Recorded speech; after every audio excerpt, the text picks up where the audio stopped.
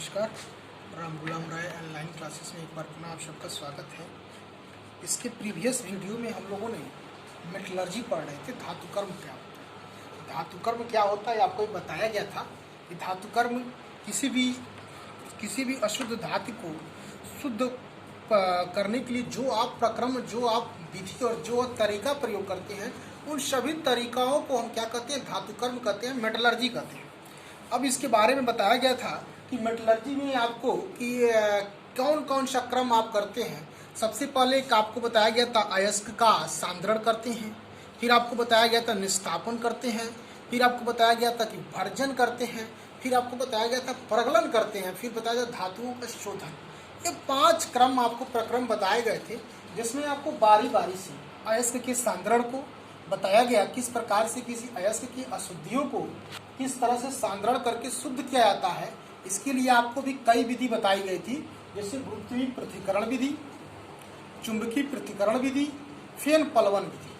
अब उसके बाद से आपको निस्तापन में बताया गया कि कोई भी अयस्क की अशुद्धियों को वायु की अनुपस्थिति में उसको द्रवणांक से, उसके मेल्टिंग पॉइंट से कम ताप पर गर्म करके किस प्रकार उसको ऑक्साइड में परिवर्तन करते हैं। इस क्रिया को हम निस्तापन करते हैं। और जब भर्जन क्या होता है, जब हम वायु की उपस्थिति में किसी अयस्क की अशुद्धियों को उसके मेल्टिंग पॉइंट से नीचे के ताप पर गर्म करके उसको ऑक्साइड में परिवर्तन करने की क्रिया को हम क्या करते हैं, भर्जन कहते हैं। फिर आपको इस मेल्टिंग बताई गई थी। प्रगलन क्या होता है, किसी भी धातु कोक और फ्लक्स की उपस्थिति में उसकी अशुद्धियों को दूर करने की क्रिया को हम प्रगलन कहते हैं। अब इन सब चीज़ों की बात से आपको बताया गया था व्यंग क्या होता है, किसी भी अयस्क में जो अशुद्धियाँ मिली रहती है उनको व्यंग कहते हैं। फिर आपको इसको बताया गया था फ्लक्स क्या होता है। फ्लक्स में आपको बताया गया था कि जो भी चीज़ अशुद्धियों को दूर करने के लिए, किसी भी अयस्क की अशुद्धियों को दूर करने के लिए बाहर से जिस नए पदार्थ का आप क्या करते हैं, प्रयोग करते हैं, लाते हैं उस अशुद्धि को हटाने के लिए, उसी को हम क्या कहते हैं, फ्लक्स कहते हैं। अब आपको जानना है धातुओं का शोधन, धातुओं का शोधन, इसके बारे में जानना है कि धातुओं का शोधन में आप क्या करेंगे। किसी भी प्रगलन के बाद से तमाम अयस्क में अशुद्धियां रहती हैं। इन अशुद्धियों को दूर करने के लिए हम क्या करते हैं, धातुओं को कैसे शोधन करते हैं। इसके लिए हम विद्युत अपघटन विधि का प्रयोग करते हैं। विद्युत अपघटन विधि की सहायता से, विद्युत अपघटन विधि की सहायता से हम इसमें क्या करते हैं, इसको धातु को शोध करते हैं। इसमें हम क्या करते हैं, एक कोई आप टैंक लेते हैं, एक मान लीजिए आपका कोई क्या है, मान लीजिए कोई टैंक, इसमें मान लीजिए आपका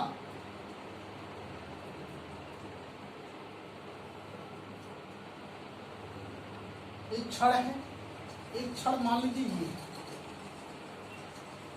आपके छड़ दो से डालेगा। इस मान लीजिए कोई टैंक है, यहाँ पे क्या है, छड़ है, ये क्या है आपका शुद्ध धातु, ये क्या है आपका, ये आपका अशुद्ध धातु का एनोड है, अशुद्ध धातु का ये क्या है आपका, अशुद्ध धातु का एक एनोड है, अशुद्ध धातु का एनोड है, और इस शुद्ध धातु का कैथोड है। मान लीजिए इसको हमने क्या कर दिया, एक बैटरी से जोड़ दिया, इसको क्या कर दिया, एक बैटरी से हमने जोड़ दिया। ये आपके अंदर है, ये बिलियन में है, मान लीजिए आपका ऐसा बिलियन, ठीक है, ये बिलियन। अब आप इसको जब बैटरी से आप जोड़ देंगे, तो बैटरी से जोड़ने के बाद से इसमें क्या होगा, आपका ये जो अब इस आकृति को, जो ये आपको जो छड़ है, इसको डुबो देंगे, इसी को हम कहते हैं विद्युत अपघट्य।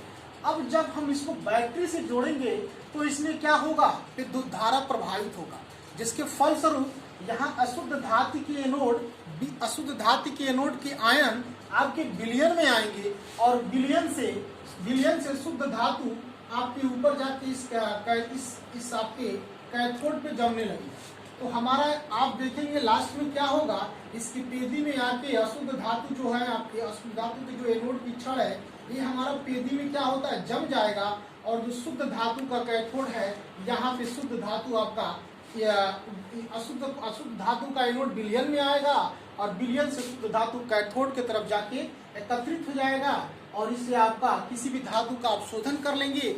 यही होता है विद्युत अपघटन विधि से किसी धातुओं का शोधन।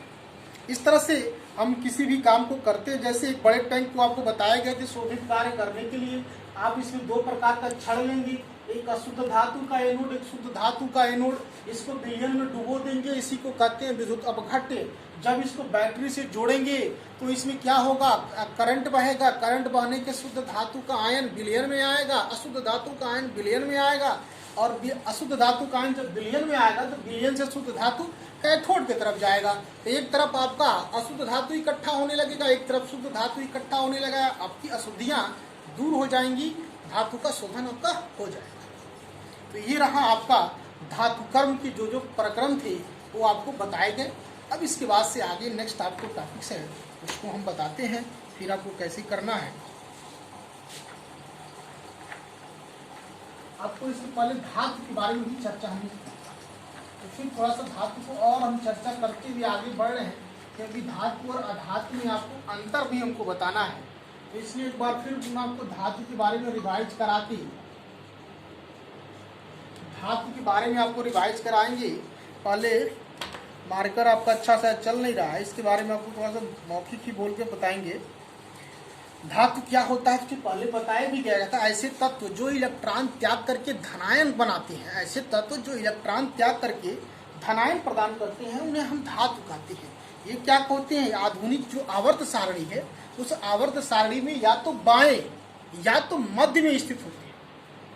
इनका पोजीशन क्या है पीरियोडिक टेबल में, जो मॉडर्न पीरियोडिक टेबल है उसमें क्या होते हैं, ये या तो आपको बाएं दिशा में होते हैं या तो मध्य में होते हैं। धातु ये क्या होते हैं, जो बाएं दिशा में होते हैं उनमें धातु के गुण अधिक पाए जाते हैं। जो बाएं दिशा में होते हैं उसमें धातु के गुण अधिक पाए जाते हैं। तो आपको हमने बताया कि जो इलेक्ट्रॉन त्याग करके धनायन का गुण रखते हैं वे धातु कहलाते हैं। ये आधुनिक आवर्त सारणी में ये बिल्कुल बाएं या मध्य के बीच मध्य होते हैं। जो बाएं सबसे होता है उसकी धात्विक गुण क्या होती है, सबसे अधिक होती है। ये क्या होते हैं, विद्युत का क्या होते हैं, विद्युत और ऊष्मा के क्या होते हैं, सुचालक होते हैं। आपका सबसे कहा जाए कौन सा ऐसा धातु है जो सबसे सर्वश्रेष्ठ सुचालक है, तो चांदी आएगा। आपका ये आता है चांदी, तांबा, एल्युमिनियम, टंगस्टन। सुचालक के रूप में सबसे अधिक आप किसी वायर का प्रयोग करेंगे, चांदी आएगा, तांबा आएगा, एल्युमिनियम आएगा, फिर आपका टंगस्टन आएगा।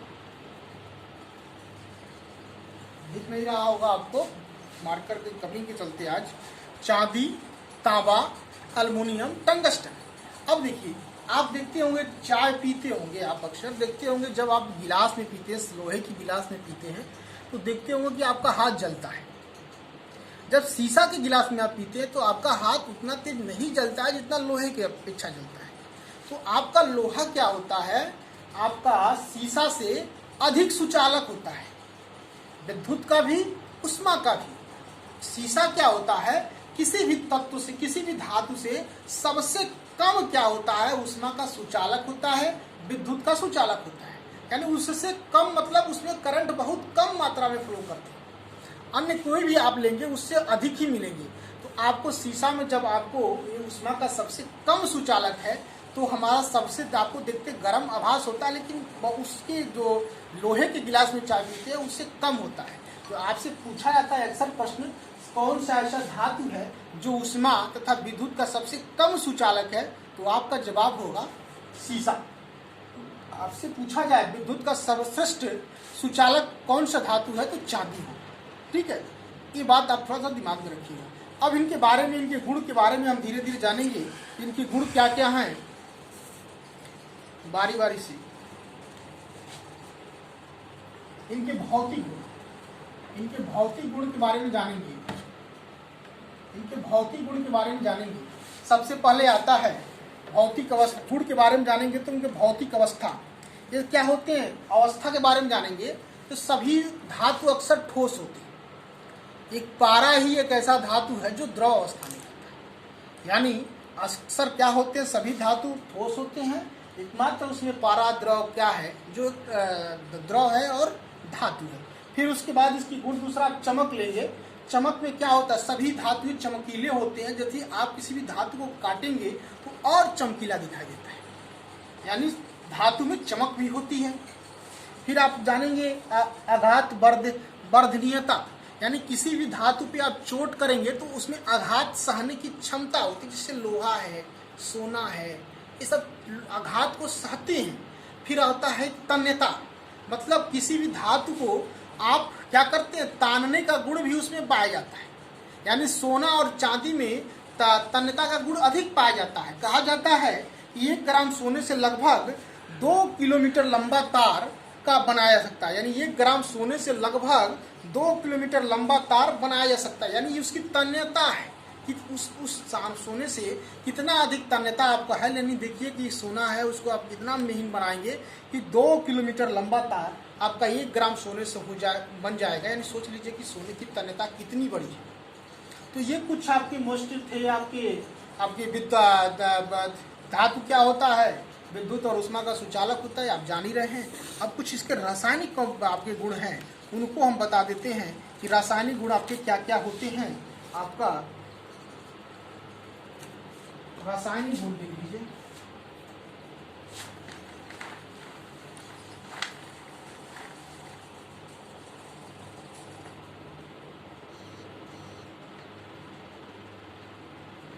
रासायनिक गुण, रासायनिक गुण क्या क्या होता है। अब देखिए रासायनिक गुण क्या है, कोई भी तत्व क्या करेगा, कोई भी आपका मेटल क्या करेगा, जब ऑक्सीजन के साथ क्रिया करेगा तो वो क्या बनाएगा, ऑक्साइड बनाएगा। कोई भी मेटल जब ऑक्सीजन के साथ क्रिया करेगा तो वो आपका ऑक्साइड बनाता है। जैसे मान लीजिए मैग्नीशियम है, जब ऑक्सीजन से क्रिया करता है, मैग्नीशियम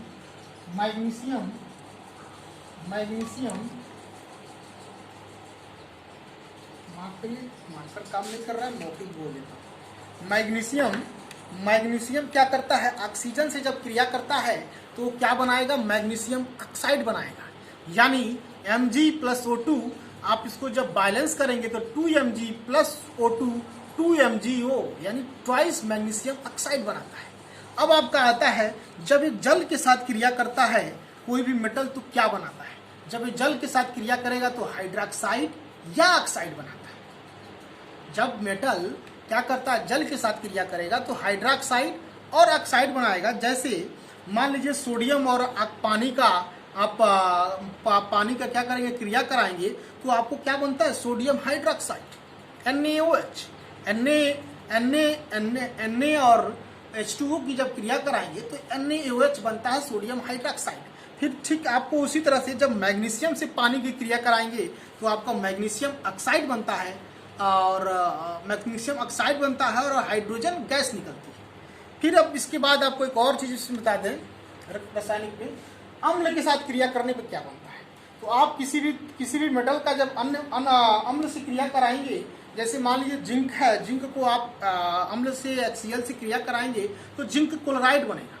यानी किसी भी अम्ल के साथ क्रिया कराएंगे तो वो अपना उसका क्लोराइड बना रहा है। जैसे मान लीजिए जिंक है, जिंक को आपने HCl से क्रिया कराएंगे तो क्लोराइड बनाएगा। ये तमाम चीजें आपके धातु की आपके भौतिक और रासायनिक गुण में आएंगे। मुख्य चीजें जो थी आपको बताई गई। अब इसके बाद से आपको धातु में और अधातु में अंतर बताएंगे। इसके लिए नेक्स्ट वीडियो में आपको बताएंगे। आज आपको इतना ही कि आपको किसी भी धातुओं का शोधन कैसे करते हैं, उसके लिए अपघटन विधि का प्रयोग करते हैं। अपघटन विधि में किसी बीकर में लेकर किस तरह से शुद्ध धातु का एनोड, अशुद्ध धातु का एनोड, शुद्ध धातु का कैथोड को विलयन में डुबोकर बैटरी से जोड़कर करंट फ्लो करा के एक तरफ शुद्ध एक तरफ अशुद्ध को इकट्ठा करते हैं। फिर उसके बाद से धातु क्या होता है, इसके भौतिक गुण क्या होते हैं, इनके रासायनिक गुण क्या होते हैं, इस पर आपसे चर्चा आज हुआ है। आप इसको एक बार पढ़िएगा, आपको स्मरण करेंगे तो आपको बातें समझ में आकर आएगी। अब हम इसके बाद आगे आपको धातु में अंतर बताते हुए जो चीज़ इस चैप्टर के और बचे होंगे उसको बताते हुए चैप्टर को समाप्त करेंगे। तब तक के लिए आपको धन्यवाद, नमस्कार।